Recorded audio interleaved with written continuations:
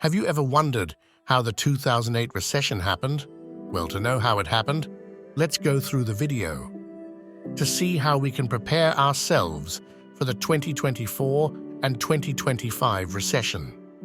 The story begins with two men shaking hands in an office and discussing utility stocks.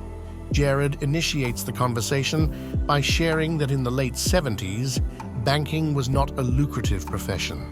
He emphasizes that it was not a desirable job for those seeking to make money, as it mainly involved selling insurance, accounting, and had an inactive bond department, making it a dull occupation.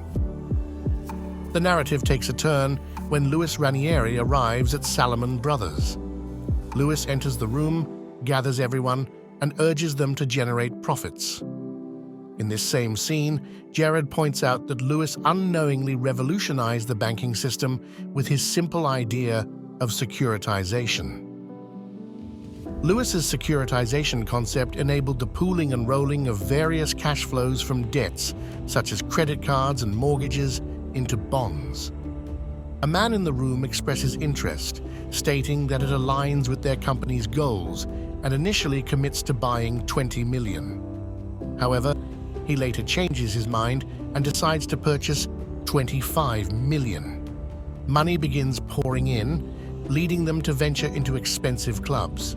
Subsequently, their focus shifts from stocks and savings to making substantial profits in mortgage bonds and other securities.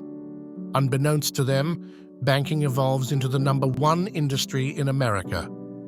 Fast forward 30 years to 2008, and the thriving economy comes crashing down.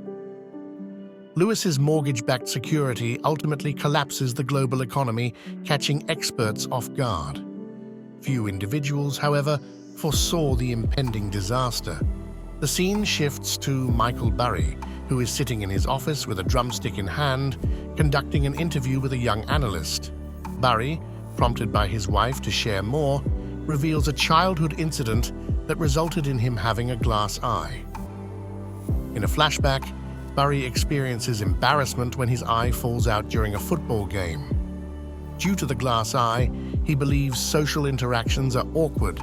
Even well-intentioned compliments are often misunderstood. Burry continues to ramble about the tech bubble burst in 2001, yet the housing market continued to rise. Impressed, he hires the analyst on the spot. Burry then asks David to fetch the top 20 selling mortgage bonds because he wants to understand the mortgages associated with each of them. The scene shifts to a counseling session where Mark Baum intervenes, taking control of the session as he vents about a recent encounter with a retail banker. He expresses frustration regarding his bank's overdraft policies and accuses them of exploiting working people. Baum harbors a strong dislike for individuals working in big banks, fueled by the tragic suicide of his brother, who was mistreated by banks. Shortly after, he receives a call and exits the counseling session. In the subsequent scene, Burry diligently examines the list he requested and discovers that the housing market is supported by subprime loans. Meanwhile, David informs someone that Burry hasn't moved all day, and the other person reveals that it's a routine occurrence. Burry calls Lawrence and shares an exciting discovery. Lawrence, familiar with Burry's track record of profitable insights, eagerly inquires about the stocks they are evaluating this time. Burry reveals his intention to short the housing market. Despite Lawrence's belief in the solidity of the housing market, Burry insists that mortgage-backed securities are fraught with risky subprime adjustable-rate loans.